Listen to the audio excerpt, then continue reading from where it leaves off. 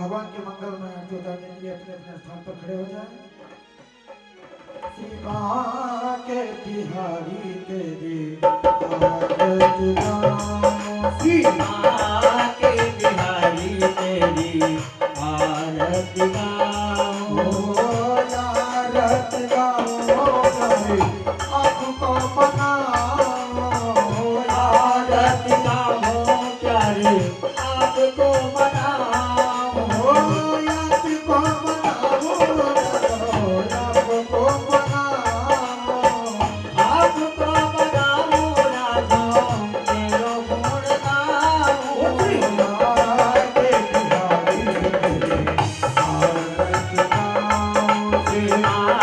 के बिहारी तेरी आरती गाऊं, रब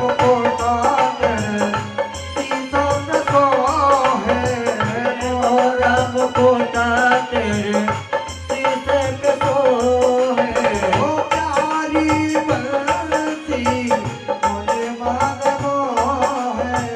प्यारी मुरलिया बोले मन मोहे,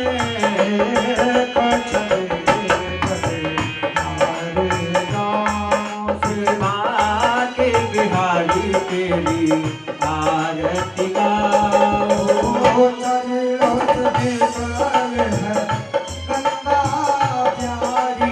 ये चरणों से निकली है गंगा प्यारी,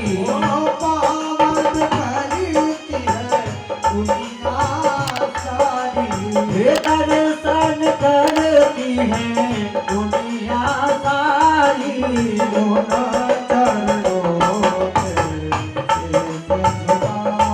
सीमा के बिहारी तेरी आरती गाऊं,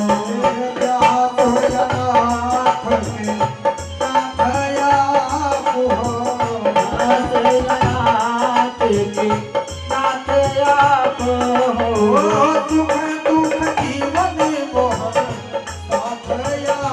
हो, हो सुख दुख जीवन प्यारे साथ आप हो,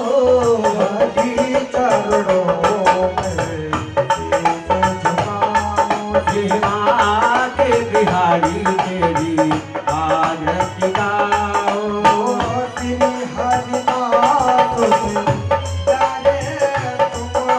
हो श्री हरिदास के प्यारे तुम हो, हो मेरे मोहन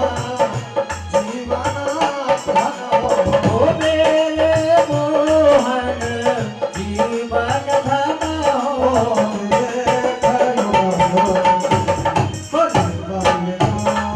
सीमा के बिहारी तेरी आरती गाऊं,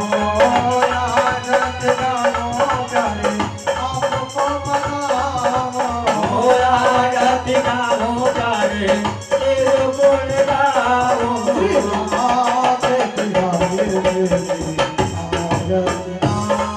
सीमा के बिहारी तेरी आरती गाऊं,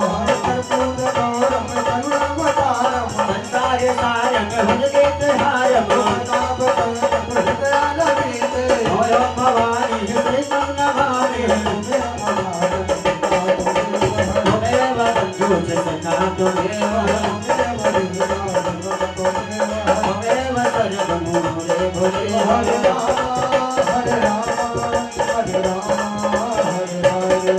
हरे कृष्णा कृष्ण कृष्ण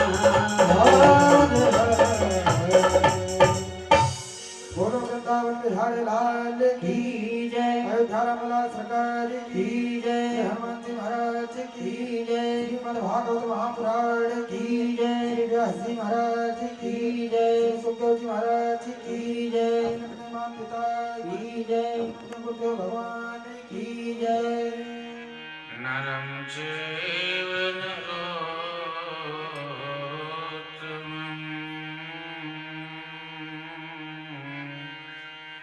देवीं सरस्वती व्यासं ततो जयमुदीरये।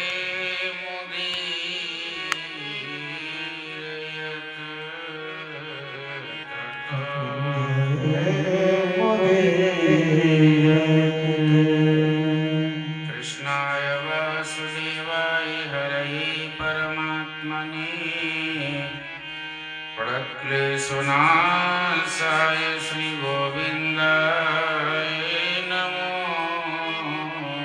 नमः। गोविंदाय नमो नमः।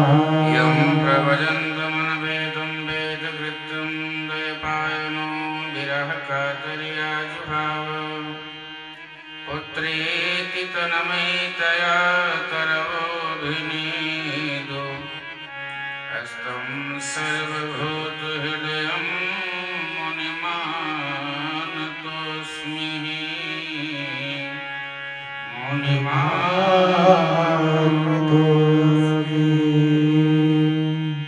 व्रजं प्रसीदं नवनीतचौर्यं गोपाङ्गनानाय यदकुलचौर्यं व्रजं प्रसीदं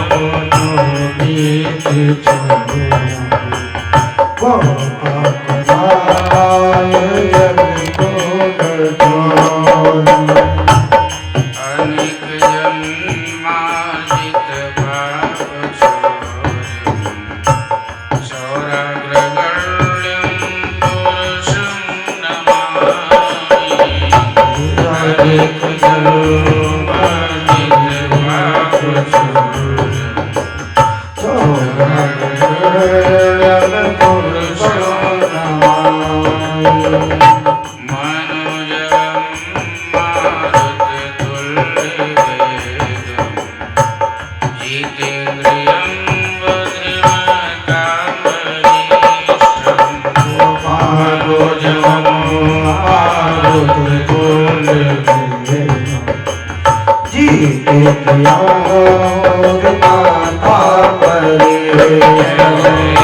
देवदत्तमजं वनरयोत्तमोक्षं श्रीरामदूतं शरणं प्रपद्ये।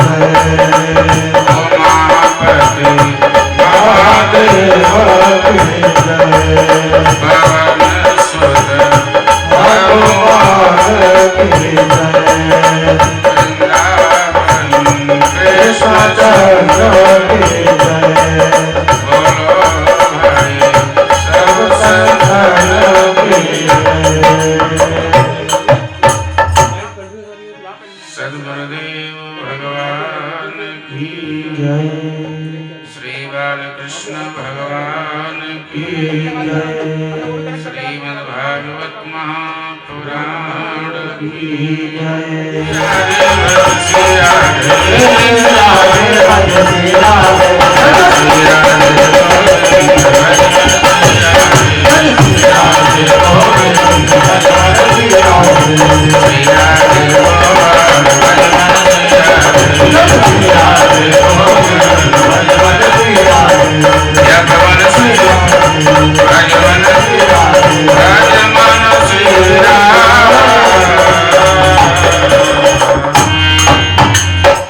जय जय श्री राम, जय जय श्री राम, जय जय श्री राम। ऐसे राधा रानी के नाम का आश्रय लेते हुए छीन लिए तो मन छल बल करके अपना मन किसी न किसी बहाने, ये तो मन है कभी सतोगुणी हो जाता, कभी रजोगुणी हो जाता, कभी तमोगुणी हो जाता। यही मन है जो कभी बहुत भगवान में लगता है और यही मन है जो एकदम हट जाता है। मन वही है, एक ही है। और कभी ऐसा लगता है कि बस उसी में डूब जाओ। तो भगवान कहते हैं तुम अपना मन हमको दे दो, फिर हम अपने आप देख लेंगे कि हमको क्या करना है। छीन ले, और ना भी दोगे तो जबरदस्ती तुम कदम बढ़ा लो, छीन लेंगे। छीन ले तो मन छल बल करके, छल बल करके मन को, भगवान का नाम कृष्ण क्यों है? क्योंकि करसत वो खींच लेते हैं, इसीलिए वो अपने आप खींचेंगे। तुम 2 कदम चलो, वो 4 नहीं 2000 कदम चल के और पकड़ लेते हैं कि आ जा बेटा। तो यही सत्यता है, क्योंकि अनुभव है। कई भक्तों का ऐसा अनुभव है, हम लोगों को तो नित्य रोज अनुभव, कई कितना अनुभव शेयर किया जाए, इतने अनुभव होते हैं कि क्या क्या कहेंगे। उनके बारे में जितना कह दे सब कम है, सब कुछ कम है। इसलिए बस लगे रहो। जो जितना समुद्र का असीम है, सीमा तो है नहीं, पर जो जहां तक पहुंच गया उसने कहा यहाँ की बस इतना ही सीमा है। समुद्र तो अथाह है, और समुद्र के महासमुद्र जब भगवान है तो उनका क्या सीमा। जितना जान लो उतना ही कम है। वो असीम है, वो अनंत है, और अनंत का कोई अंत ही नहीं है। वो अखंड है, अखंड है तो खंड भी नहीं है। इसलिए बस अपने आप को परम पवित्र करने के लिए, सात्विकता बनाए रखने के लिए, अपने परिवार में सबका कल्याण हो, इसीलिए तो अच्छा ऐसा नियम है कि परिवार में कोई एक भी भक्त उत्पन्न हो जाए तो 21 पीढ़ी टल जाती है। कोई परिवार में एक भक्त उत्पन्न हो जाए, ऐसा शास्त्र कहता है। महाराज भक्त प्रहलाद जब जन्म लिए तो हिरण्याकश्यपु ये सब बड़े तामसी थे। हिरण्याकश्यपु उनके पिता, फिर भी वो मुक्त हो गए क्योंकि भगवान को आना पड़ा वध करने के लिए। तो परिवार में कोई एक भी सज्जन बंद उत्पन्न हो जाए तो कुल तर जाता है, कुल की गति हो जाती है। उनको भटकना नहीं पड़ता है कि भूत प्रेत बन के भटके। और फिर भगवान की कथा जब श्रवण करने का सौभाग्य मिल जाए तो ये तो सोने में सुहागा है, क्योंकि ये तो फिर क्या कहना है। ये प्यारे, ये तो तुम प्रेरक सबके हृदय, भगवान तो प्रेरणा देते हैं। ये सब प्रेरणा दिए, आपने कथा कराई, बाकी वास्तविकता तो यही है कि वो ही आपके अंदर बैठे हैं, वही हमारे अंदर बैठे हैं, वही आप सब में। तो ऐसी प्रेरणा देके अब खुद कहते हैं चतुर्भुज रूप में आए कि नहीं आए, आए तभी तो सब हो रहा है। यहाँ भी है, पर देखने वाला देख सकता है, नहीं देखने वाला नहीं देख सकता। यदि वो है नहीं तो ये हो कैसे रहा है? इसलिए प्रमाण है कि वो है। अब वही है, जिनके रही भावना जैसी, प्रभु मूरत देखी तिन तैसी। जिनकी जैसी भावना रहती हो, अपनी ही भावना से प्रभु की मूर्ति को भी देखते हैं, इसलिए उसमें प्रभु का कोई दोष ही नहीं होता है। हमारी जैसी पवित्रता होगी, हम उसी भावना से उस व्यक्ति का, उस भगवान का या ठाकुर का सबका दीदार करते हैं। तो कल की कथा में हम आप श्रवण कर रहे थे भाव दृष्टि से कि महाराज परीक्षित घर बार छोड़ करके, राजपाट छोड़ करके कहाँ चले गए? गंगा के तट पर। यही कथा विश्राम हुई थी। अब देखो, सब लोग गंगा के ही तट पर क्यों जाते हैं, कहीं और नहीं गए, गंगा के ही तट पर, क्योंकि गंगा मैया परम पवित्र करने वाली है। आप गंगा जल, घर में कितना भी दोष क्यों ना हो, गंगा जल का छींटा देते रहो, अपने आप सब दोष खत्म हो जाता है। इतनी महिमा है गंगा जी। नित्य प्रति ऐसे हम देखे हैं, रोज नित्य प्रति गंगा जल लोग पीते हैं, बड़ी असाध्य बीमारियां ठीक हो गई हैं, पर रोज पिए जब तब। यह है गंगा में। और फिर गंगा जी की महिमा हो क्यों ना, क्योंकि गंगा जी भगवान के चरणों में भी वास करती हैं और भगवान जी शिव जी की जटा में भी वास करती हैं। अब आप सोचिए कि जो भगवान के चरण को स्पर्श करके आ गई हैं और भगवान शिव के जटा तक पहुंच गई हैं, वो गंगा कोई साधारण होंगी। इसलिए गंगा की अनंत महिमा है। आप घर में जो कार्य करें वही कार्य गंगा के तट पे करें, उसका अनंत गुना फल होता है। और एक सौभाग्यशाली है, यहाँ समझो यमुना का तट है, दिल्ली में यमुना का तट है, तो भले दूषित कर दिया लोगों ने, वो अलग बात है, पर यमुना की भी अपनी बड़ी महिमा है। यमुना के तीर पे भगवान खेले हैं, ठाकुर जी खेले हैं। तो यमुना की, सरजू की, नर्मदा की, गोदावरी की, ये सब बहुत अनंत महिमाएं हैं। तो हम लोग समझो यमुना के तट पे बैठ के भगवान की कथा करें, ये सब तट ही है। एक दृष्टि से देखा जाए सब तट है, पूरा दिल्ली तट है, पूरा इधर गाजियाबाद से सब सब तट ही तट है। तो कहते हैं ना, मेरा सांवरा निकट हो, श्री यमुना जी का तट हो या गंगा जी का तट हो, मेरा सांवरा निकट हो, जब प्राण तन से निकले। तो वो सब समझो संयोग बना हुआ है। इसीलिए परीक्षित महाराज गंगा के तट पे गए कि प्राण निकलने का समय है, तो कम से कम गंगा जल ही पीते रहेंगे और गंगा के तट पे भगवान की कथा रूपी गंगा का श्रवण करते रहेंगे। दोनों गंगा इकट्ठी कर दिया। कथा भी गंगा है, कथा भी गंगा है। ऐसा श्री रामचरितमानस में लिखा है कि पूछे हो रघुपति कथा प्रसंगा, सकल लोक जग पावनी गंगा, सकल लोक जग पावनी गंगा। पूछे रघुपति कथा प्रसंगा, पूछे रघुपति कथा प्रसंगा, सकल लोक जग पावनी गंगा, सकल लोक जग पावनी गंगा, पावनी जग पावन गंगा, सकल लोक जग पावनी गंगा है। गंगा मैया क्या है?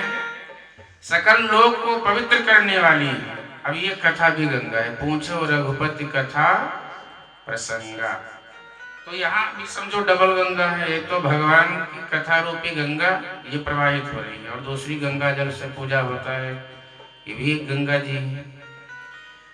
भाग्यशाली है कि डबल डबल गंगा। देखो, जब अंतिम समय आ जाए तो प्रयास करना चाहिए कि कोई संत के सानिध्य में, कोई तीर्थ क्षेत्र में वास करें। ये अंतिम समय का शास्त्र प्रमाण कहता है। संत कहिए असत नीति दशानन, चौथे पन जाई नृप कानन। चौथे पन में प्रयास करते रहना चाहिए, किसी तीर्थ से संबंध बन जाए। ना वहां रह पाओ, महीने में एक दिन चले जाओ, पर ये ऐसा रहे कि बना रहे संबंध, आते जाते रहें, बड़ी कृपा होती है। और हम सबको तो बार बार कहता हूँ, जब हम लोगों को पता ही नहीं कि कब आ जाए बुलावा। परीक्षित महाराज तो बड़े भाग्यशाली थे, कम से कम उनको ये ज्ञान तो हो गया कि 7वें दिन हमारी मृत्यु हो जाएगी। हम लोगों को कुछ ज्ञान नहीं है, इसलिए रोज लगे रहो, पता नहीं कब नोटिस आ जाए। लोग कहते हैं अरे वृद्धापन आएगा तभी तो नोटिस आएगी। भरोसा क्या है, बीच में ही नोटिस आ जाए? किसी को किसी क्या भरोसा है? एक पल का नहीं पता होता। आएगी नोटिस, जमानत न होगी पल्ले, अगर कुछ अमानत न होगी। अमानत नहीं होगा तो जमानत वहां भी नहीं होता है। पर अमानत क्या चाहिए? वहां लक्ष्मी का अमानत नहीं चलता है, वहां नारायण का अमानत चलता है। यही तो नियम है। संसार में तो लक्ष्मी की ही अमानत चलती है, पर यहाँ से वहां जब जाएंगे तो वहां तो नारायण की अमानत आपने कितना एकत्र कर लिया है वो बता दो। वो है तो ही जमानत होगी, नहीं तो फिर जाओ। कभी ने कहा है कि हो करके कैद तुझे चलना पड़ेगा, फिर तो वहां कैद हो जाएंगे नरक में, पता नहीं कितनी योनि। हो करके कैद तुझे चलना पड़ेगा, अरे काया कुटी खाली करना पड़ेगा। काया के कैद तुझे चलना पड़ेगा, काया कुटी खाली करना पड़ेगा, काया कुटी खाली करना पड़ेगा। रे मन मुसाफिर निकलना पड़ेगा, रे मन मुसाफिर निकलना पड़ेगा, काया कुटी खाली करना पड़ेगा, काया कुटी खाली करना पड़ेगा। काया कुटी है, हम सबको एक दिन खाली करके जाना पड़ेगा। उसकी भी तैयारी करते रहे जहाँ जाना है, और यही है तैयारी। ये सब तैयारी है।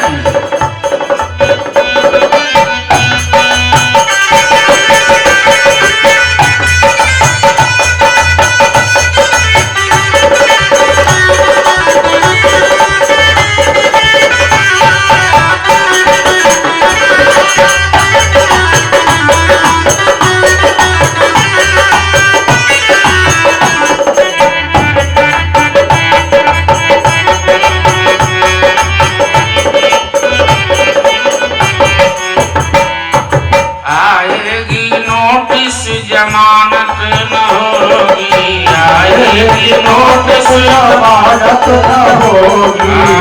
पल्ले अगर कुछ अमानत न होगी, पल्ले अगर कुछ अमानत न होगी। फिर जन्मना और मरना पड़ेगा, फिर जन्मना और मरना पड़ेगा। काया छोटी कारी करना पड़ेगा, काया छोटी कारी करना पड़ेगा। काली करना, काली करना, काली करना पड़ेगा। काया कोटि खाली करना पड़ेगा, यही वास्तविकता है। इसलिए परीक्षित महाराज गंगा के तट पे गए और बोले, कोई साधु संत, कोई ऋषि हमको ऐसा कोई उपाय बता दो जो 7वें दिन हम मुक्त हो जाए।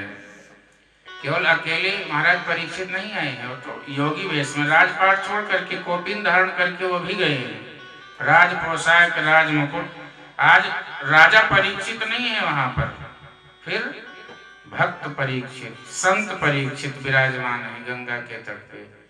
जिन लोगों ने सुना है कि महाराज को श्राप मिल गया, 7वें दिन तक्षक डस लेगा, सब दौड़ के आए कि बहुत गलत हो गया।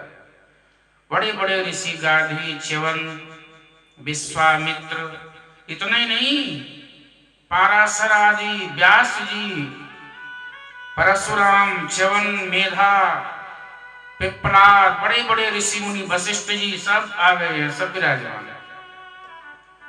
पर जब प्रश्न किया गया कि महाराज मुझे बताओ कि 7 दिन में मुक्ति हो सकती है, तो इसका उत्तर किसी ने नहीं दिया।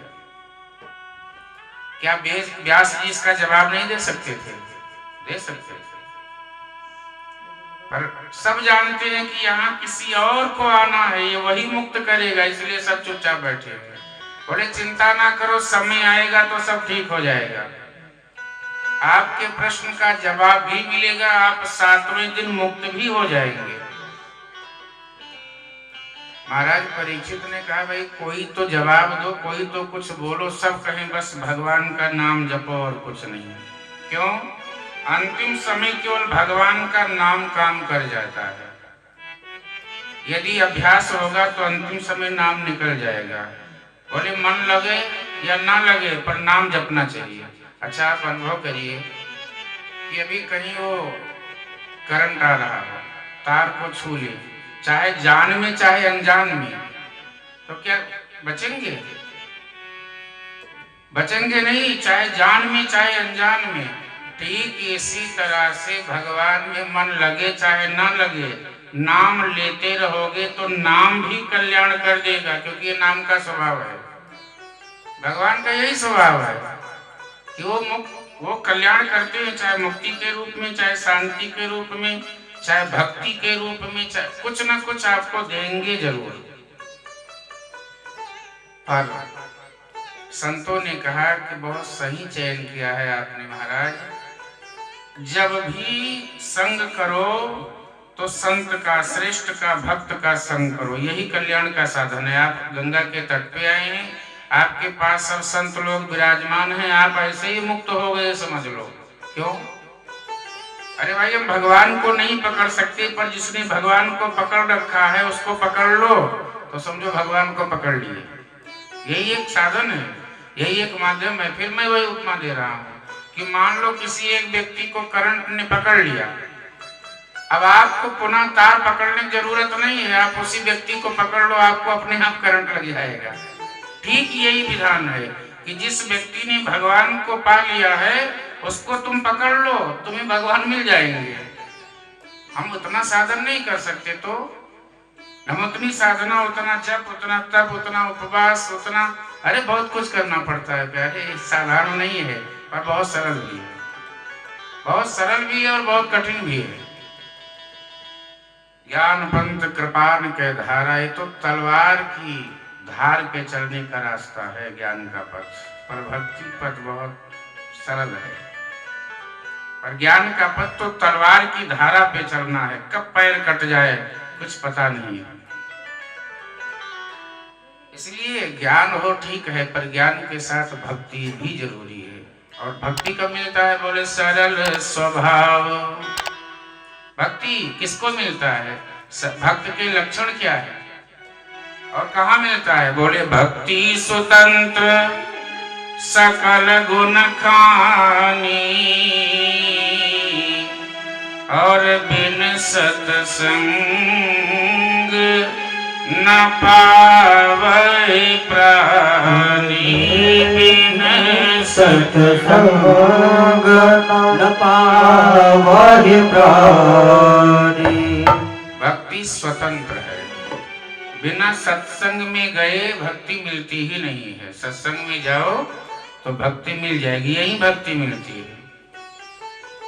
तो संग का रंग सत्संग करना पड़ता है, संत का संग करना पड़ता है। संतों ने कहा महाराज आपने संत संग किया है, गंगा के तट पे आ गए हैं, अब इससे उत्तम और क्या होगा, इसलिए आप समझो मुक्त हैं। पर कोई ना बताए, प्रश्न एक ही करें कि महाराज ये बताओ कि जीव का अंतिम समय हो तो जीव को क्या करना चाहिए, और सप्तम दिन में मुक्ति होगी कि नहीं? पर सब शांत बैठे।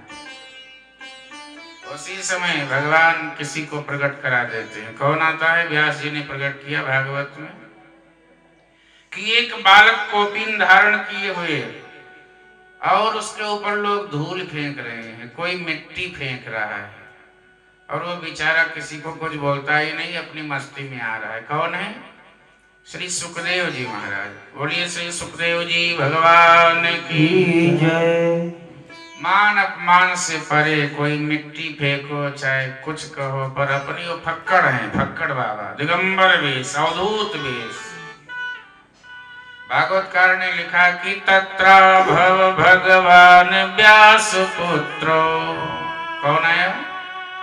तत्रा भव भगवान व्यास पुत्रो, यदृक्षया गामट मानोनपेक्षा, यदृक्षया गामट मानोनपेक्षा, तत्रा भव भगवान व्यास पुत्रो, तत्रा भव भगवान व्यास पुत्रो, यदृक्षया गामट मानोनपेक्षा, यदृक्षया गामट मानोनपेक्षा, आलक्ष्यलिंगो निज लाभ तुष्टो, आलक्ष्यलिंगो निज लाभ, वृत्तश्च बाले अवधूत वेशा, वृत्तश्च बाले अवधूत वेशा, अवधूत वेशा। यदृक्षया गामट मानोनपेक्षा, सुखदेव जी महाराज जी का आगमन होता है। तत्रा भव भगवान व्यास पुत्रो, यदृक्षया गामट मानोनपेक्षा, अलक्ष्यलिंगो, शरीर में कहीं कुछ वस्त्र नहीं है, केवल कौपीन धारण किए हुए हैं बस। अलक्ष्यलिंगो निज लाभ तुष्टो, वृत्तश्च बालैर् अवधूत वेश, अवधूत वेश में बाल स्वरूप है, सुंदर स्वरूप है, चेहरा चम तेजवान है, रूपवान है, और पहुंचे। बोली ये कौन आ गए? सब संतों ने कहा यही तुम्हारा कल्याण करने आए हैं, इनका उठ के अभिनंदन करिए। बोले महाराज इनको सब मिट्टी फेंक रहे हैं, धूल फेंक रहे हैं। बोले होता है, संत जो जिन जिन लोगों ने श्रेष्ठता प्राप्त की है उनको बहुत कुछ सहना पड़ा है। मीरा को स्वयं के पिता ने जहर दे दिया था, आप सोचो, जबकि माता पिता से हितैषी कोई और हो सकता है, पर भक्ति के पथ में मीरा को स्वयं के पिता ने जहर पिला दिया था कि ये मर जाए, इसके प्राण चले जाएं। और मीरा को सखियों ने ज्ञान दे दिया था। कौन? बांके बिहारी मंदिर से जाकर के स्वयं भगवान बिहारी जी ने अपने दास को भेज दिया था कि जाके मीरा से कह दो कि आज चरणामृत में तुम्हारे पिता जहर मिला देंगे, तुम पीना नहीं। पर मीरा ने कहा कि मैं तो जरूर पीऊंगी, क्योंकि मेरे प्रभु का चरणामृत है। अब वो चरणामृत जाने की मुझे मारना है कि तारना है, इसलिए पी लिया। और पीने के बाद में कुछ नहीं हुआ। ये भक्त है, भक्ति के पथ पे जरूर बहुत पर हाँ, दुर्गम काज जगत के जेते, सुगम अनुग्रह तुम्हारे तेते। वो सब जितने जितने काम दुर्गम है सब सुगम हो जाते हैं, सब सुगम हो जाएंगे। चरणामृत पान कर लिया, जिसने विष पिया बना शंकर, जिसने विष पिया बनी मीरा। शंकर जी आप देखो, समुद्र मंथन हुआ, कितने रतन निकले थे? 14 रतन। 14 रतन में कोई ऐरावत ले गए देवराज इंद्र, लक्ष्मी नारायण, लक्ष्मी को नारायण ले गई। कहने का मतलब सब कुछ सब में बट गया, पर शिव जी ने क्या लिया? हलाहल विषपान कर लिया। बोले हमें संसार को बचाना है, हलाहल विषपान करके। और जैसे ही विष पिए तो भगवान शिव जी को लगा कि ये तो बड़ा अनर्थ हो गया। मेरे हृदय में ठाकुर जी विराजमान है, मेरे हृदय में राम जी विराजमान हैं। अब यदि मैं विष को नीचे उतार दूं हृदय में तो मेरे राम जी को कष्ट होगा, और यदि मैं बमन कर दूं तो संसार भस्म हो जाता। साधारण विष नहीं था, हलाहल विष। शिव जी ने क्या किया? न नीचे उतारा उधर में और न बमन किया संसार में, रोक दिया यहीं पर। क्या बन गए? विष का प्रभाव तो थोड़ा बहुत पड़ेगा, नहीं ज्यादा, तो नीला हो गया कंठ, नाम पड़ गया नीलकंठ। बोलिए नीलकंठ भगवान की। कहने का मतलब यह है कि इस पथ पे जो जो चले हैं कहीं ना कहीं विष पीना ही पड़ेगा। चाहे वो अपमान का विष हो, चाहे त्याग का विष हो, चाहे संघर्ष का विष हो, कोई ना कोई विष। और संसार में सबको विष पीना पड़ता है, चाहे परिवार में हो चाहे परिवार से अलग हो, पर विष तो पीना ही पड़ेगा, संघर्ष का विष। तो बोले भैया विषवत जिंदगी हो तो ऐसा विष पान कर लो तो भगवान मिल जाएंगे। संघर्ष को पीना पड़ता है तभी भगवान मिलते हैं। सुखदेव जी महाराज आए हैं, आसन मिल गया है, प्रेम से विराजमान हुए। और वही प्रश्न कि महाराज मृत्यु निकट हो तो जीव को क्या करना चाहिए? सुखदेव जी ने कहा कुछ नहीं, बस भगवान का ध्यान करो। बोले क्या 7वें दिन में मुक्ति हो सकती है? सुखदेव जी ने कहा अरे 7 दिन तो बहुत हो गए, 2.5 घड़ी में मुक्ति हो सकती है। और ज्योतिष के अनुसार 2.5 घड़ी का मतलब 1 घंटा। ज्योतिष में 1 घड़ी में 24 मिनट होते हैं, तो 2.5 घड़ी का 1 घंटा हो गया। 1 घंटे में भी मुक्ति हो सकती है, 1 घंटा बहुत है। 7 दिन तो आप बहुत, सुखदेव जी कहते तो बहुत हो गया 7 दिन, 1 घंटे में आप मुक्त हो जाएंगे। बोले धन्य हो महाराज, फिर तो हमें आपकी ही तलाश थी। आप जैसे लोग आ गए फिर तो मुक्ति होनी है। तभी तो कहते हैं रोज नित्य प्रति मुक्ति का थोड़ा अभ्यास करना चाहिए। अब ऐसे नहीं हो पाएगा 1 घंटे में, अभ्यास करोगे तो ही होगा। क्यों? जो आप पूरे जिंदगी करोगे वही अंतिम समय आपके सामने आके खड़ा हो जाएगा।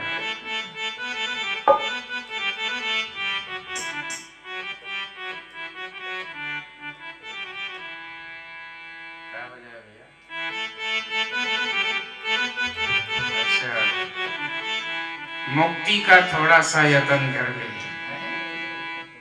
ठीक है, सही समय पे पेश किया हो।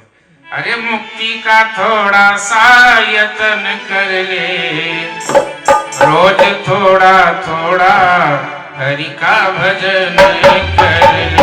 रोज थोड़ा थोड़ा हरि का भजन कर ले।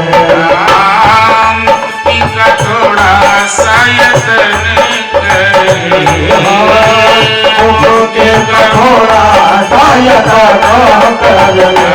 रोज थोड़ा थोड़ा हरि का भजन रोज थोड़ा थोड़ा हरि का भजन। भाव से भगवत भजन रोज अभ्यास करो तो मुक्त हो जाओगे। 1 मिनट 10 मिनट इसलिए अभ्यास करो।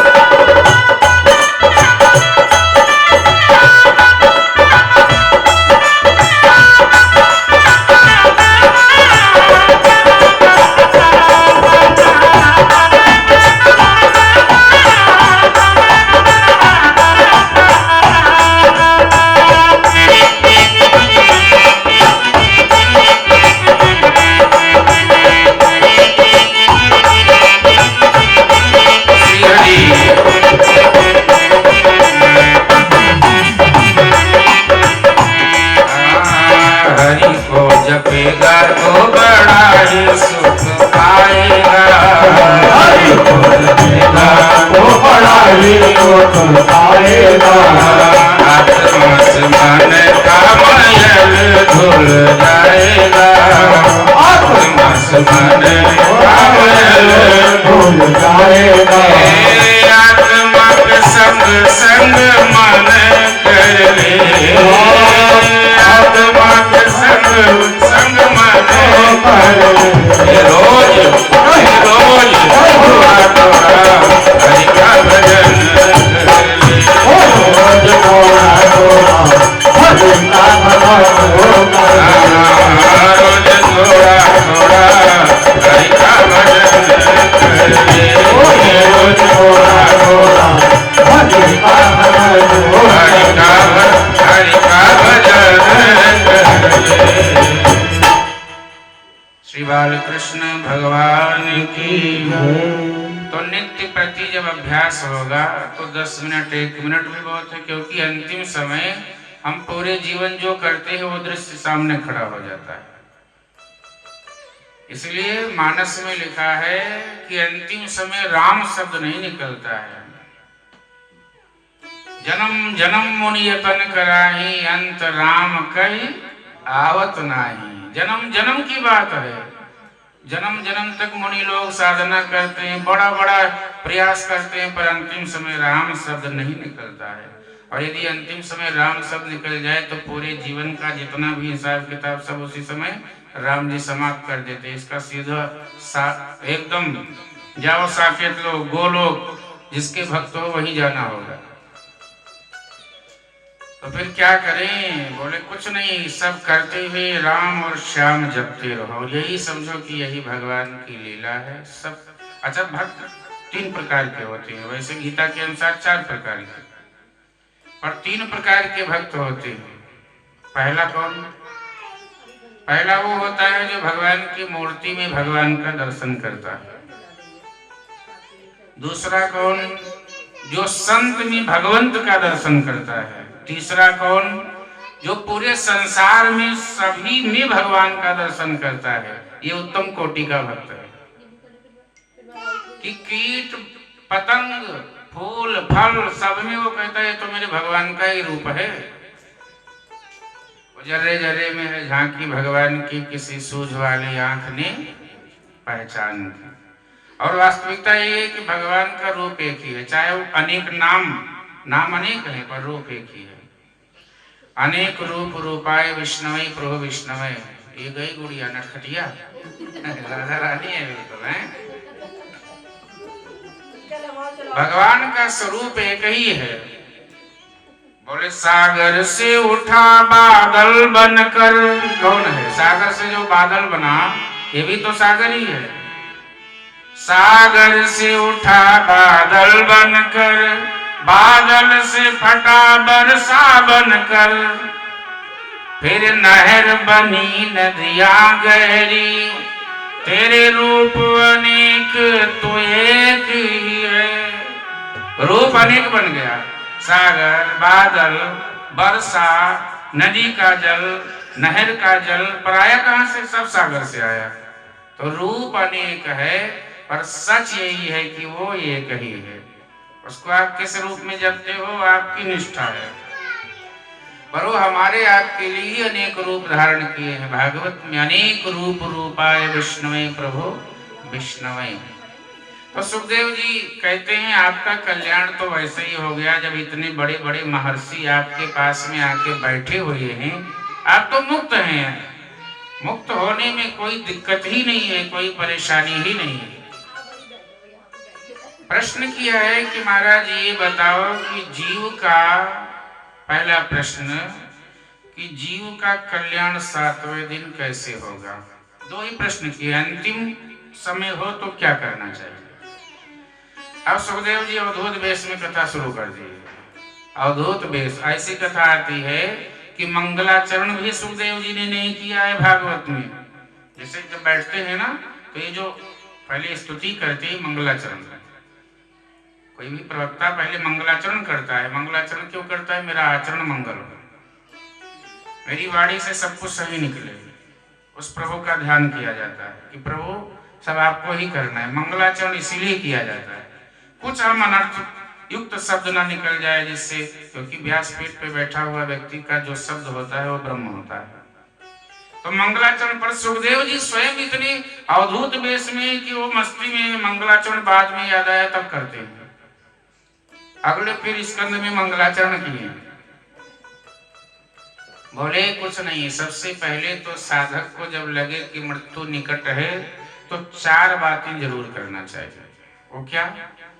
बोले जितासनो जित श्वासो जित संगो जितेंद्रिय, ये 4 बात इसी में सब आ जाता है। बोले जित आसनो जित श्वासो जित संगो जितेंद्रिय, पहले एक आसन जीत ले, ध्यानस्थ होकर के रोज नियम करे कि मृत्यु निकट है, उसको एक आसन पे बैठने का अभ्यास करना चाहिए। अब आसन जीतना तो बहुत मुश्किल काम हो गया कल युग में। क्यों? आहार विहार जल हर चीज प्रदूषित हो गई, उसका प्रभाव शरीर के ऊपर पड़ रहा है। इसलिए एक आसन पे किसी को कह दो कि बैठ जाए 2-4 घंटा, तो मुझे लगता है बड़ा मुश्किल है, पर भगवंत की कृपा हो तो संभव है। जैसे कल जब मैं कथा से उठा तो आप बहुत सुंदर बात बोले, दादाश्री जो वहां से आते सूर्यानगर से, आप सामने जो बोले कि मैं तो इतना देर बैठ नहीं सकता, पर 2 घंटे 3 घंटे कैसे निकल गया मुझे पता ही नहीं लगा। ये है भगवान की कथा का प्रताप कि उतना नहीं पता लगता है, क्योंकि कथा का महिमा होती है, ठाकुर जी का प्रताप होता है। तो एक आसन पे बैठना भी साधारण नहीं होता है। जित आसनो और फिर जित श्वासो। नहीं तो आप देखेंगे बड़ी बड़ी कथाओं में लोग देखते रहते हैं, जब बहुत पब्लिक होती है 84 प्रकार के आसन 3-4 घंटे में बना देते हैं। आसन 84 होते हैं, कोई पैर फैलाता है, कोई ऐसे कोई वैसे, कोई मतलब बड़े बड़े आसन हो जाते हैं।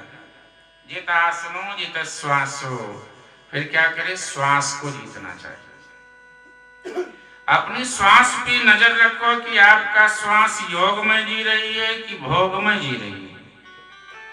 भगवान ने श्वास ही गिन चुन करके दिया है भैया, उसको आप बढ़ा लो या घटा लो। चांददेव नाम के एक योगी हुए हैं, योग के माध्यम से 14,000 वर्ष तक जिए थे। 14,000 वर्ष। जब यमराज आए प्राण लेने तो वो अपने, बहुत बड़े योगी की बात है, वो अपने प्राण को ही छुपा लेते थे, इतने बड़े योगी थे। तो यमराज जी ने कहा कि हद हो गई, ये तो मुझसे ही तकरार कर रहा है, ये जा ही नहीं रहा है, ऐसा योगी है। इतने बड़े दिव्य योगी थे। तो फिर यमराज जी आए अंतिम समय में। देखो बड़े बड़ों को बड़ाई मार देती है। बड़ो बड़ाई ना करे बड़ो न बोले बोल, और हीरा प्यारा कब कहे कि लाख टका मेरा मोल। हीरा कोई कहता है कि मेरा लाख टका, यदि वो हीरा होगा तो जहां जाएगा अपने आप चमक। हीरा हीरा होता है, पत्थर पत्थर होता है। पर अंत में यमराज ने बुद्धि लगाई और बोले धन्य है महाराज, आप जैसा तो इस संसार में मैंने देखा ही नहीं। आखिर आप प्राण छुपा कहाँ लेते हैं? अब वो बड़ाई में शब्द निकल गया कि मैं प्राण यहाँ छुपा लेता हूँ। यमराज ने कहा बस बात बन गई, और फिर प्राण का हरण कर लिया। कहने का मतलब योग की बड़ी महिमा है। आप अनुभव करिएगा, जब योग में होते हैं तो सांस की गति थोड़ा धीरे धीरे चलती है, और यदि व्यक्ति भोग में होता है तो उसकी श्वास की गति तीव्र हो जाती है। तो समझो उसका जीवन के जो कई समय थे, बहुत समय वो नष्ट हो चुका है, क्योंकि श्वास ही गिना चुना मिला है। आप श्वास को योग से बढ़ा भी सकते हैं, इस श्वास को आप भोग से घटा भी सकते हैं। यही है इसका लीला।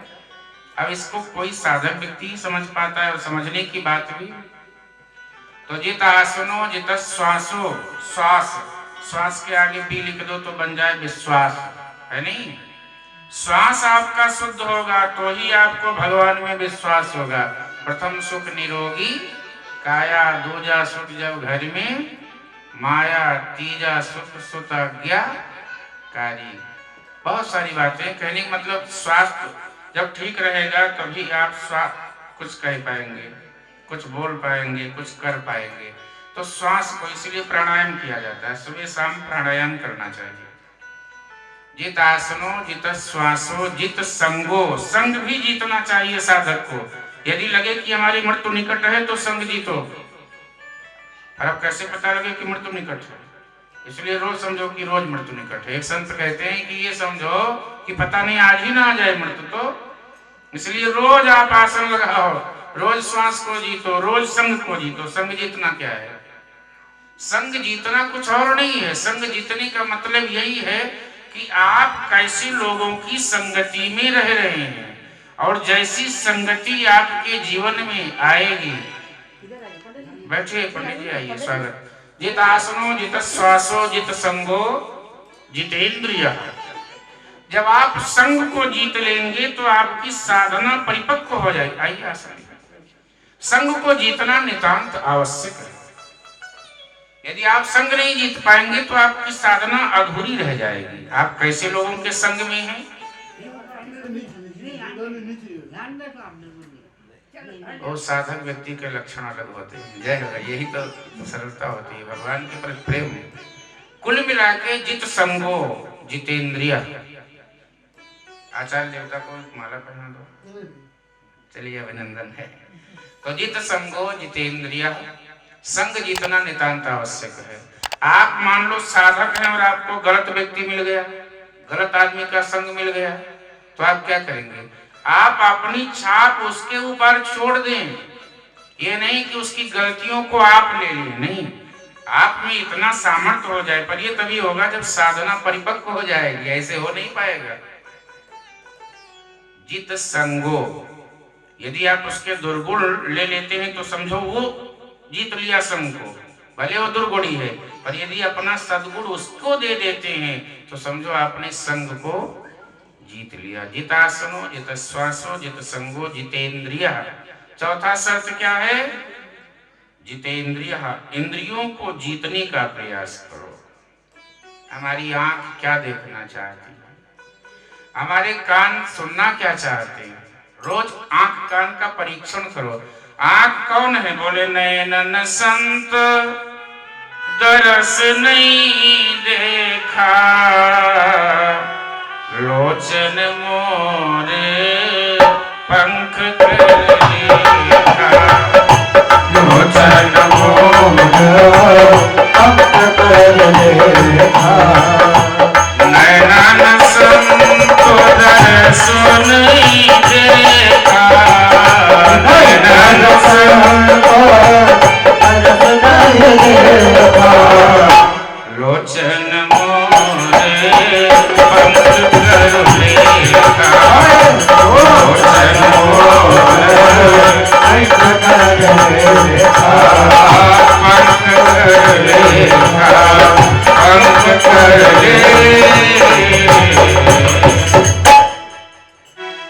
नेत्रों से यदि संत भगवंत का दर्शन नहीं करते हैं भैया, तो समझो ये नेत्र आपके वो मोर के पंख पे भी तो आंख बनी होती है, हाँ?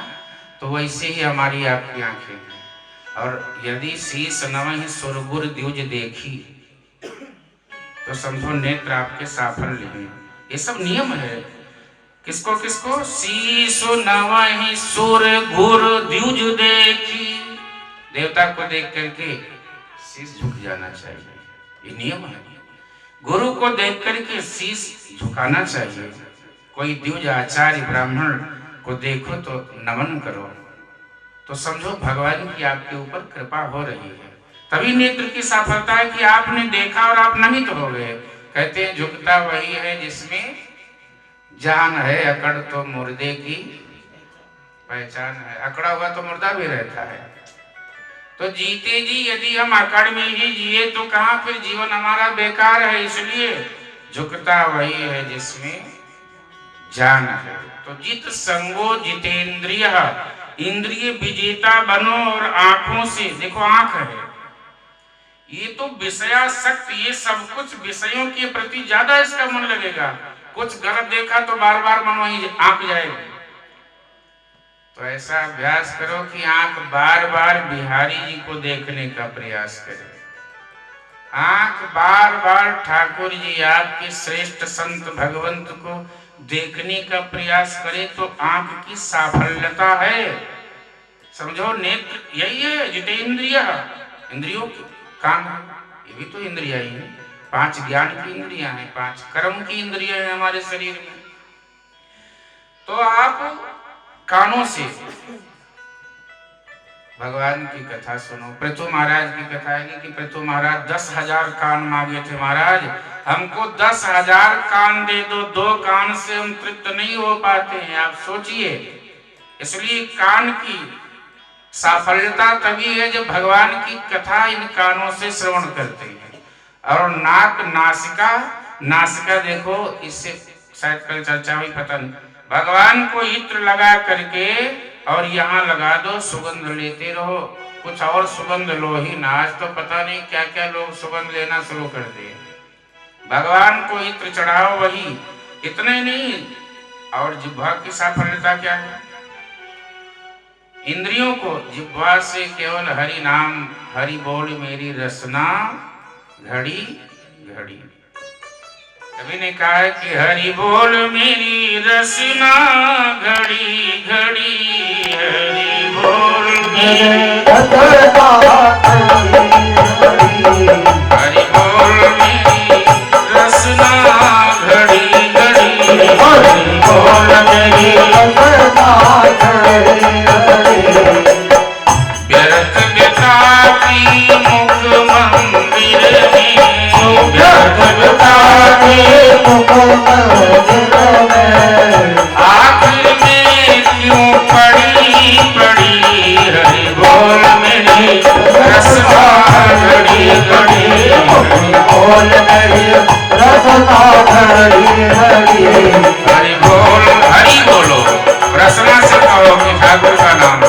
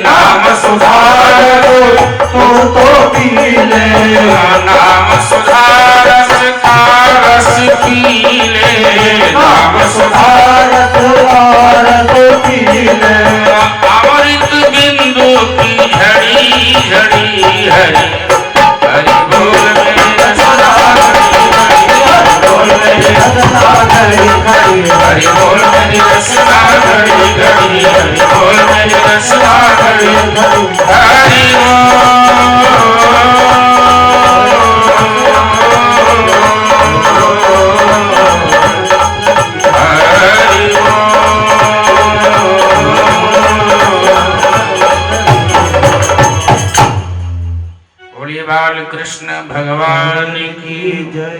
तो जितेंद्रियों, इंद्रियों को जीतना क्या है? अब देखो, ये तो रसना है ही, रसना तो नहीं, चाहे जिसकी जिह्वा हो, रस तो चाहती ही है, सबकी जिह्वा रस चाहती। भोजन में रस ना मिले, नमक कम हो तो कहेंगे अरे स्वाद नहीं आया। पर वास्तविक स्वाद तो रसना को तभी मिलेगी जब श्याम और राम के नाम का जप करोगे, तभी। फिर आप देखेंगे वितरागी महापुरुष होता है, उनको अनुभव ही नहीं होता है कि नमक कम है कि ज्यादा। उनको भोजन दो तो पूछो कि नमक ज्यादा था कम, वो कहेंगे सब अच्छा ही था, क्योंकि उन्हें ये अनुभव नहीं, वो उससे ऊंचे उठ चुके हैं। पर वितरागी महापुरुष तो जित आसनो, जित श्वासो, जित संगो, जितेंद्रिय, हाथों से सेवा करने का प्रयास करो, जितना ज्यादा हो सके सेवा करने का प्रयास करो, ना हो सके तो ज्यादा सेवा कराओ तो ना। ठाकुर जी की सेवा, सेवा मतलब किस तरह का? अपने घर में आपसे बड़े हैं, अरे पहले ये नियम था, घर में माता पिता होते थे, जब बालक होता था, जो छोटा हो बड़ा, माता पिता के चरण की सेवा करके तब रात्रि में तभी वो सोता था। हमने देखा है, आप लोग पता नहीं, पर दादाजी लोग तो देखे होंगे, जो बड़े हैं आप सब लोगों का अनुभव होगा। बहुएं घर में क्या क्या बात कही है, बहुएं घर में सासू मैया की चरण को दबा करके तभी शयन करती थी। और तो बस चले तो गला ही दबा दे कि सेवा ही न करना पड़े। खैर सब बहुएं नहीं ऐसी होती हैं, कुछ एक कहने का मतलब बात जब इंद्रियों की आई है तो ये सब हमारी कर्मेंद्रियां हैं। हमने कहा था कि गोपी कौन? गो मतलब इंद्रियां, पी भक्ति रसा पिबंत सा गोपी, जो संपूर्ण इंद्रियों से भगवान की बाकी झांकी का दीदार करे, भक्ति रस पिए, भगवान को, भगवान की सुधा रूपी ये प्यारी सी दिव्य झांकी का दर्शन करो। है आँख हो जो श्याम का दर्शन किया करे, मुख वो है जो हरि नाम का सुमिरन किया करे, बेकार मुख है जो रहे व्यर्थ बातों में, मुख वही है जो नित्य प्रति श्री राम श्याम जो भी है किया करे। कहने का मतलब रसना हाथ। अच्छा, चरणों की साफल्यता क्या है? ये भी तो इंद्रियां हैं। चरणों की साफल्यता कुछ और नहीं है। बोले चरण राम तीरथ चली जाही, मानस का आश्रय, ये भागवत में भी है, मानस में। बोले चरण का आश्रय क्या है? रोज सुबह उठ करके मंदिर जाते होंगे आप लोग, दर्शन करके, यही चरण की साफल्यता। बहुत लोग आलस्य में पड़े रहते, उठते ही नहीं है। बोले भगवान दर्शन कर लेंगे, कई लोग 12 बजे गए, तो 12 बजे जाओगे तो किवाड़ लग जाएगा, तो तुम्हें दर्शन भी नहीं होगा। ठाकुर जी का भी एक समय होता है। बोले चरण राम तीरथ चली जाही, राम बसहु तिनके राम बसहु तिनके शरण राम तीरथ चली जाही, शरण राम तीरथ चल जाही, राम बसहु तिनके राम बसहु तिनके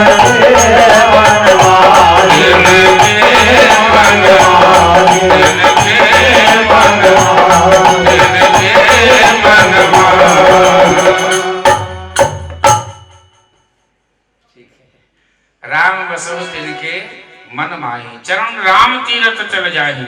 हमारे चरण राम तीरथ, अयोध्या, मथुरा, वृंदावन, काशी, आपको जहां जाना है आप जाओ, और घर को भी तीर्थ बनाओ। मंदिर जाओ नित्य मतलब चरण की। अब इसी चरण से चल करके लोग शाम को कई लोग वहां भी जाते हैं, जहाँ की चर्चा क्या करें, लाइन लगाए रहते हैं। मंदिरों में लाइन लगाना हो तो कहेंगे अरे हम दर्शन नहीं करेंगे, लौट जाएंगे। और वहां शाम को जाओ, देखो कहाँ की बात कर रहे हैं, सब समझ गए। लाइन लगी रहती है, धक्का मुक्की होती है, फिर भी बिना लिए नहीं जाते हैं। अरे इतना भाव रखो कि भगवान का दर्शन करेंगे। तभी एक हमारे सज्जन थे, हमको मिले थे, कृष्णानगर की घटना है देवी। वो बोले हम गए बिहारी जी का दर्शन करने, और जब देखे बहुत भीड़ है तो मैंने कहा बिहारी जी मैं तो लौट के जा रहा हूँ, अब मैं आऊंगा ही नहीं, क्योंकि इतनी भीड़ भी मैं दर्शन नहीं कर पाऊंगा। मैंने कहा धन्य हो तुम जो 5 मिनट इंतजार नहीं कर पाए, थोड़ा इंतजार कर लेते दर्शन हो जाता। तो वहां इंतजार नहीं कर सकते, कहीं और इंतजार कर सकते हैं। कहने का मतलब 4 बातें, जित आसनो, जित श्वासो, जित संगो, जितेंद्रिया। इंद्रियों के विजेता बनो तो 7वें दिन क्या, एक दिन में मुक्ति हो सकती है। सुखदेव जी महाराज परीक्षित जी को कहते हैं कि मृत्यु निकट हो तो ये 4 बातें पहले करना चाहिए। आसन एक हो, कई लोग आसन बदलते रहते हैं, आसन एक होना चाहिए। हम लोग कहा करते हैं कि बिना आसन के घर, बिना राशन के घर, बिना शासन के घर, घर नहीं रहता है। ये 3 बातें घर में होनी चाहिए। 3 आसन साधना में एक, और घर में राशन ना हो, कोई अतिथि आ जाए तो बेकार, और घर में शासन ना हो तो भी घर। शासन मतलब प्रताड़ना की बात मैं नहीं कर रहा हूँ, ताड़ना की बात नहीं, पर अनुशासन। थोड़ा लगे कि यहाँ घर है, ये नहीं कि बस जो जैसा चाहे वो कर ले। यहीं से कथा प्रारंभ होती है। सूत जी महाराज सौनक जी को कथा सुना रहे, सुखदेव जी महाराज परीक्षित जी को सबसे पहले सृष्टि के विस्तार की कथा सुनाते हैं कि नारायण के, क्योंकि सुखदेव जी से प्रश्न परीक्षित जी ने किया है कि महाराज आखिर भगवान को क्या ऐसी इच्छा हुई कि ये पूरा संसार की रचना हो, ये हो, ये दुनिया भर का, ये सब क्यों भगवान ने किया, जरूरत क्या थी? प्रश्न तो अनेकानेक कहीं पर 2 प्रश्न से सारे प्रश्न निकले हैं। प्रश्न 2 ही था, इसके बाद में ये सब प्रश्न निकले। तो सृष्टि पर एक विस्तार हुआ है। क्यों? एको बहुधा, सत्य तो यही है। एको विप्रा बहुधा वदंती, सत्य एक ही है पर अनेक रूप में आचार्य श्रेष्ठ वेदांती लोग कहते हैं कि वो अनेक रूपाय विष्णु प्रो विष्णु पर है एक। भगवान नारायण की नाभि कमल से ब्रह्मा जी उत्पन्न हुए और ब्रह्मा जी को आदेश हुआ है कि तप करो। ये बड़ा विस्तार है, तीसरे दिन की कथा यहाँ पहुंची है। समय विस्तार होगा तब तो जन्म वनम कुछ नहीं हो पाएगा। तो तप करते हैं और तप के बाद में ब्रह्मा जी सोचते हैं कि भैया अब क्या किया जाए। तो ब्रह्मा जी सोचते हैं सबसे पहले संकल्प मात्र से 4 बालक उत्पन्न हुए, केवल संकल्प मात्र। सनक, सनंदन, सनातन, सनत कुमार, ये 4 उत्पन्न होते हैं। ब्रह्मा जी सोचते हैं कि सृष्टि आगे बढ़ाऊं, यही मुझे आदेश हुआ है, तो कैसे करें। सनक सनंदन ये चारों भाइयों को आदेश हुआ है कि आप सृष्टि आगे बढ़ाइए। बोले ना, अपने राम तो चल रहे हैं। कहाँ? बोले बन जाएंगे तो बन पाएंगे, नहीं तो बिगड़ जाएंगे, इसलिए हम तो बन जा रहे हैं। निकल लिए। गुस्सा आ गया, क्रोध आया ब्रह्मा जी को, तमोगुणी। जैसे ही तमोगुण आया तो भगवान ब्रह्मा के नेत्रों से रुद्र की उत्पत्ति हुई, जिन्हें हम शंकर कहते हैं। बोलिए शंकर भगवान की जय। तो शंकर भगवान की उत्पत्ति हुई। बोले महाराज आप सृष्टि का विस्तार करो। बोले बिल्कुल कर दूंगा। देखो ये भी बड़ा विस्तार है, कोई शिव और शंभु की हम उस लड़ाई में नहीं जा रहे हैं, पर रुद्र भगवान शिव ने कहा कि मैं सृष्टि का विस्तार करूंगा। बोले करो। तो रुद्र ने सृष्टि का विस्तार ऐसा किया कि भूत प्रेत शाकिनी डाकिनी ये सब उत्पन्न कर दिए। ब्रह्मा जी ने कहा रुक जाओ, बस बस बस, ये सृष्टि हमको नहीं चाहिए, इस सृष्टि से काम नहीं बन पाएगा। ये तो तमोगुणी सृष्टि हो जाएगी पूरी की पूरी, इसलिए महाराज आप रुको, आप भी जाओ भजन करो, आपसे और कुछ नहीं होगा, भजन करिए, साधना करने। स्वयं शंकर भगवान रुद्र रूप में जो है वो चले गए। अब शिवपुराण में तो शिव जी की कथा, वो सौराष्ट्र सोमनाथम च शैले मल्लिकार्जुन, वो अलग विषय है।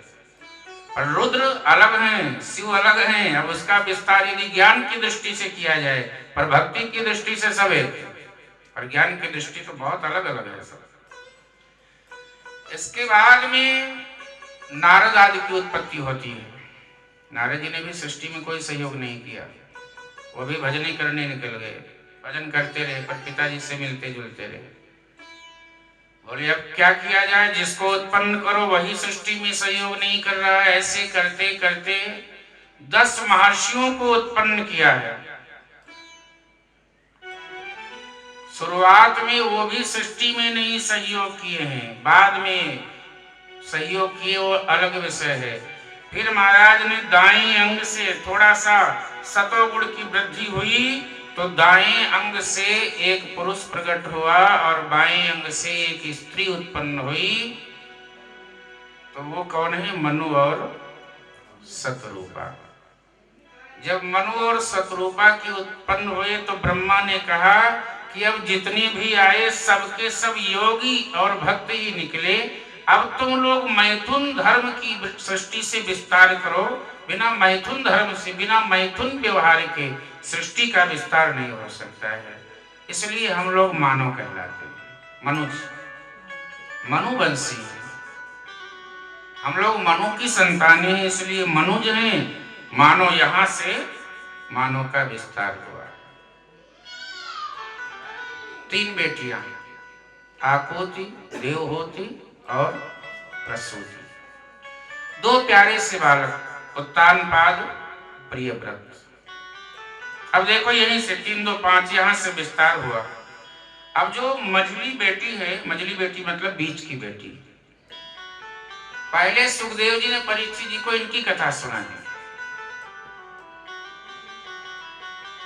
बोले इनका विवाह ढूंढने के लिए एक दिन की बात है कि ब्रह्मा जी से स्वयं मिलने आए। कौन? जो 10 बालक उत्पन्न हुए थे उन्हीं में नारद का भी नाम है, और उसी में पिपलादो, मरीचि, कश्यप, ये सब कुल मिला के तो 9 आए थे मिलने के लिए।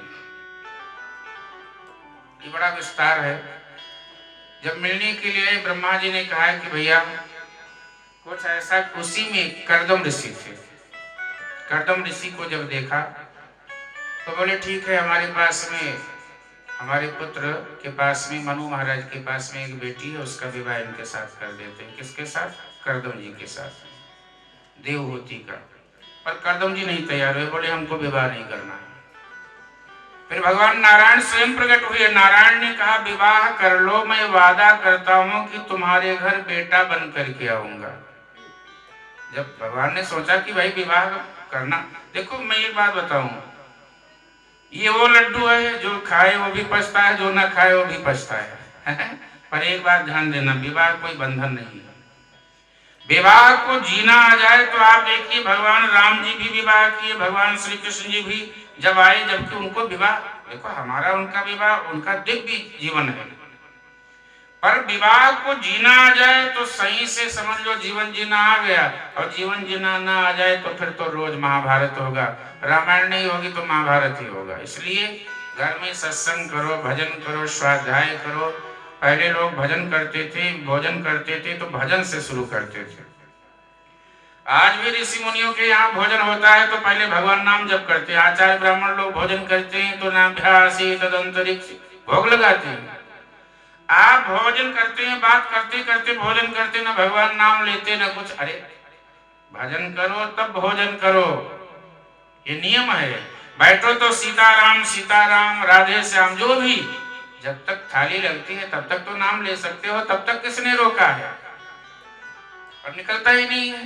बोले भजन करो भोजन करो और गाओ तान तरंग, निसुदिन लव लागी रहे रसिक बिहारी संग। रसिक बिहारी संग, अवध बिहारी संग, रसिक बिहारी संग, ऐसा भोजन करना चाहिए। ये सब तो कुल मिला के भगवान कहते हैं कि तुम्हारे गृहस्थ धर्म में यदि पवित्रता है, अच्छा ध्यान देना, गृहस्थ जीवन में भी जीने की बड़ी बातें हैं। ऐसे नहीं गृहस्थ जीवन जिया जाता है। विवाह की तो बात हो जाती है, पर यही एक प्रश्न उठा है कि स्वयं मनु महाराज ने कहा कि महाराज सृष्टि का विस्तार तो तब होगा, अभी तो ब्रह्मलोक में बैठे चर्चा हो रही है, जब पृथ्वी होगी तभी तो विस्तार होगा। बोले चलो अभी तक ब्रह्मलोक में चर्चा हुई है, अब पृथ्वी चाहिए ज्यादा लोगों के लिए, तो क्या करें? बोले पृथ्वी है कहाँ? तो भगवान ने ध्यान किया, ब्रह्मा जी ने, और ध्यान आया कि पृथ्वी तो रसातल में है। कौन ले गया? राक्षस हिरणाक्ष। हिरणाक्ष और हिरण्यकश्यप ये दोनों भाई हैं। हिरणाक्ष सबको ढूंढता था कि कोई मेरे समान बलवान मिले तो मैं उससे युद्ध करूं, कोई ना मिले, जो उसको देखे वही भग जाए। जानते हो कारण क्या है? बात गृहस्थ जीवन की आई तो बताऊं। ये वही बालक है कि कश्यप महाराज का बालक है, ऋषि संतान है, पर चूक हो गई थी। क्या चूक हुई थी? कश्यप महाराज की 2 पत्नियां, दिति अदिति। अदिति से देवता, दिति से दानव। दिति महारानी ने एक बार सायंकाल के समय, कश्यप महाराज साधना में मंत्र जप कर रहे थे, सायंकाल संध्या करना चाहिए, भजन करना चाहिए, और दिति महारानी ने रति की प्रार्थना कर दी। कामज्वर सताया, और जब कामज्वर सताया तो ऋषि साधना में है, ऋषि से बार बार अपनी रति की प्रार्थना करते हैं। कश्यप ने बार बार कहा ये गलत है, संध्या काल में रति भोग नहीं करना चाहिए, ये अपराध है। पर देवी तुम, और ये परिणाम क्या हुआ? महाराज कश्यप ने उनकी कामज्वर की रति कि प्रार्थना को स्वीकार कर लिया। परिणाम ये हुआ कि बाद में दिति ने कहा त्रुटि हो गई महाराज। बाद में तो सबको अपराध बोध होता है, अपराध हो गया महाराज, क्षमा करना। कश्यप ने कहा संध्या काल में तुमने रति की है, इसलिए तुम्हारे उदर से राक्षस जन्म लेंगे। बोले महाराज ऋषि की संतान होते हुए, हाँ, संध्या काल में 4 बातें नहीं करनी चाहिए। क्या वो 4 बातें हैं कि संध्या काल में निद्रा नहीं लेनी चाहिए। यदि घर में आप निद्रा लेती हैं ना, तो आपके घर में दरिद्रता आएगी, आपके घर में कलह बढ़ेगा, लड़ाई झगड़ा होगा, शांति आएगी। और दूसरा, संध्या के समय में क्या नहीं करना चाहिए? स्वाध्याय। संध्या के समय अध्ययन नहीं करना चाहिए। आप संध्या के समय जो पढ़ोगे वो भूल जाओगे। कब संध्या? जब संध्या की बात हो रही है। संध्या के समय जो पढ़ोगे वो भूल जाओगे। आजकल बच्चों का ट्यूशन संध्या समय में होता है, इसलिए तो बेचारे पढ़ते हैं, पर वो जितना होना चाहिए वो नहीं कर पाते।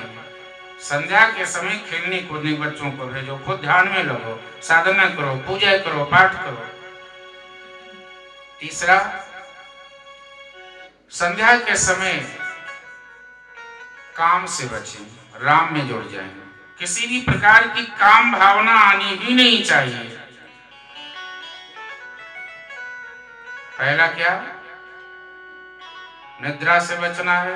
दूसरा, स्वाध्याय बिल्कुल ना करें, उस समय केवल भजन करें, गायत्री मंत्र जप करें, सितारा, जो भी आपके इष्ट देव है। चौथा, निंदा नहीं करें किसी की संध्या के समय, बची।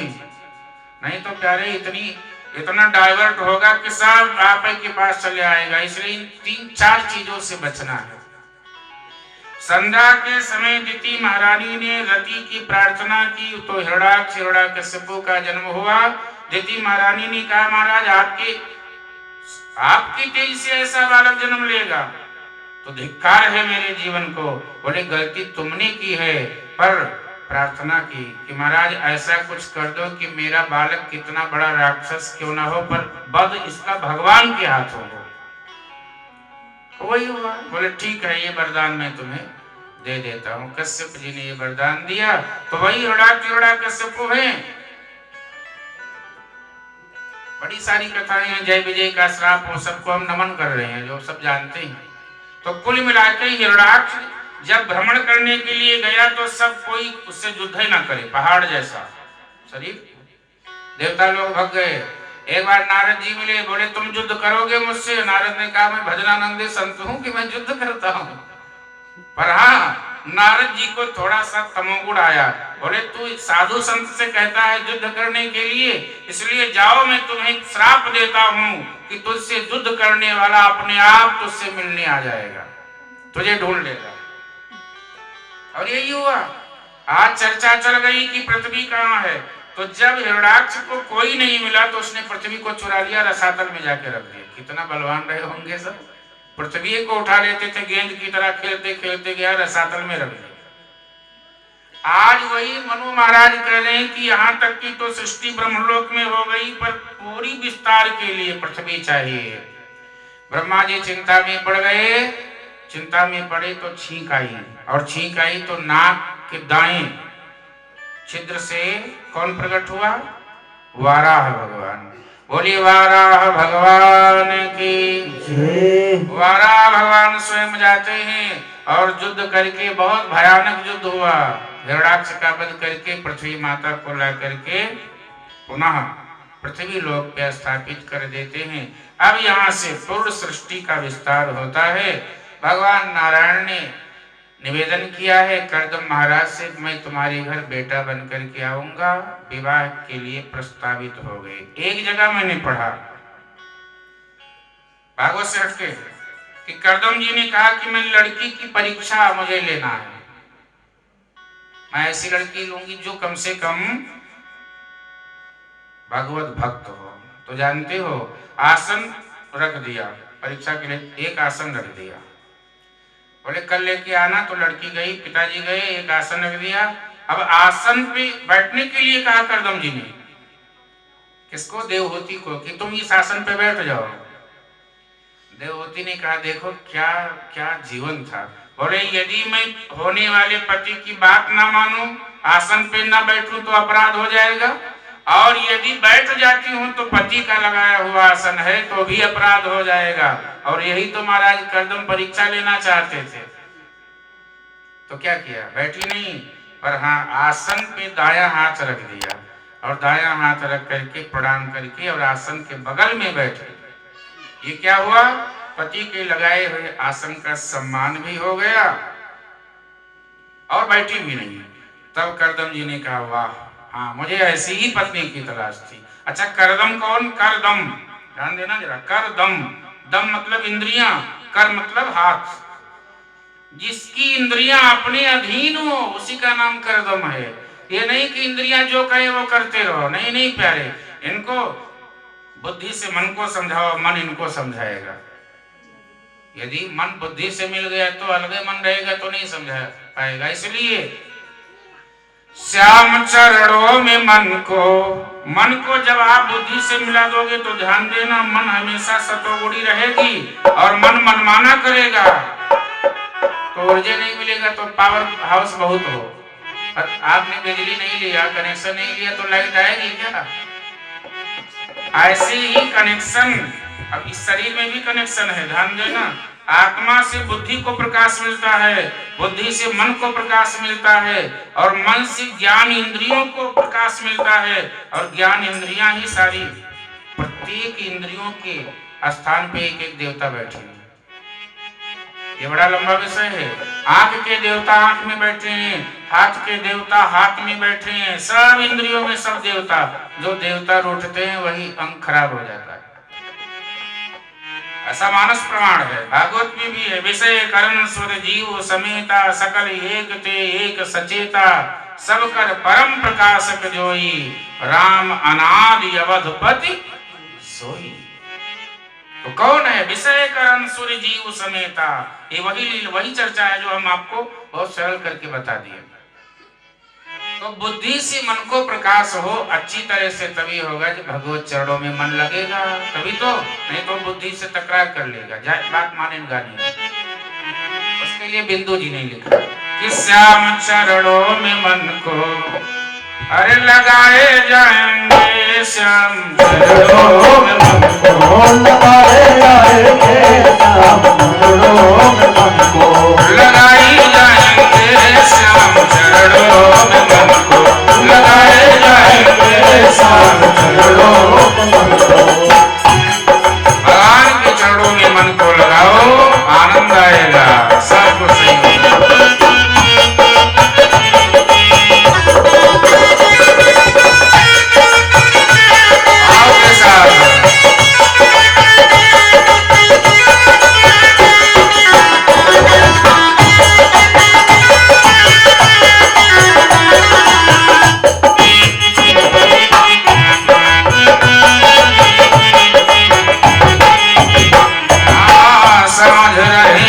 संसार हमारा होगा, समझ रहे हैं कि संसार हमारा होगा, पुत्र ये मित्र ये परिवार हमारा होगा, पुत्र ये मित्र ये परिवार हमारा होगा। नहीं है ध्यान की जब काल प्राण लेता है, नहीं है ध्यान की जब काल प्राण लेता है, गए क्या प्यारे तन भी न साथ देता है, क्या करेंगे? घर परिवार छोड़ दे, नहीं छोड़ पाओ छोड़ दो, नहीं तो ममता छोड़ दो, आसक्ति छोड़ दो, कर्म किए जाओ, कोई नहीं साथ देता। घर क्या प्यारे ये तन भी न साथ देता है, घर क्या प्यारे ये तन न साथ देता है। ऐसी दुनिया से ऐसे लोगों से नाता हटाए जाएंगे, श्याम चरणों में मन को लगाए जाएंगे, श्याम चरणों में मन को लगाए जाएंगे, श्याम चरणों। भगवत चरणों में मन को लगाना है, क्रांति तभी होती है प्यारे, आनंद।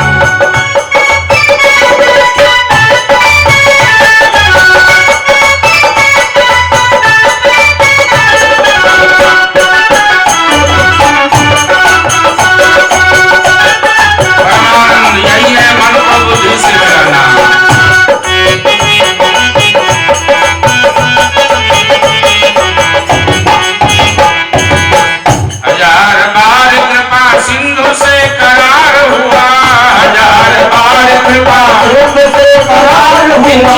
कहा ये जीव जब जब गर्भ में होता है तब तब ठाकुर जी से वादा करता है, प्रभु बाहर निकालो, खूब भजन करेंगे, पर बाहर आते सब भूल जाता है।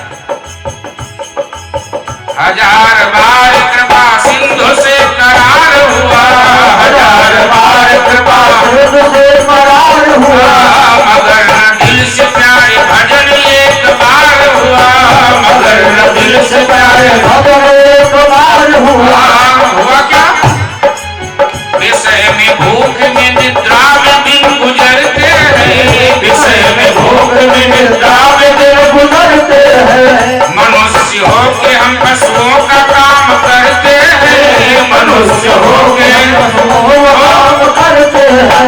जो करार हुआ वो भूल गए, जो वादा नहीं किए वो करने लगे। तो ऐसे लोगों से नाता हटाए जाएंगे, श्याम चरणों में मन को लगाए जाएंगे, श्याम चरणों में मन को लगाए जाएंगे, श्याम चरणों में मन को लगाए जाएंगे, श्याम चरणों में मन को लगाए जाएंगे जी, लगाए जाएंगे, लगाए जाएंगे जी, लगाए जाएंगे। श्याम चरणों में मन को लगाए जाएंगे, श्याम चरणों में मन को लगाए जाएंगे, श्याम चरणों में मन को लगाए जाएंगे, श्याम चरणों में, श्याम चरणों में, श्याम चरणों में, श्याम चरणों में। श्री बालकृष्ण भगवान की जय। श्रीमद् भागवत महापुराण की जय।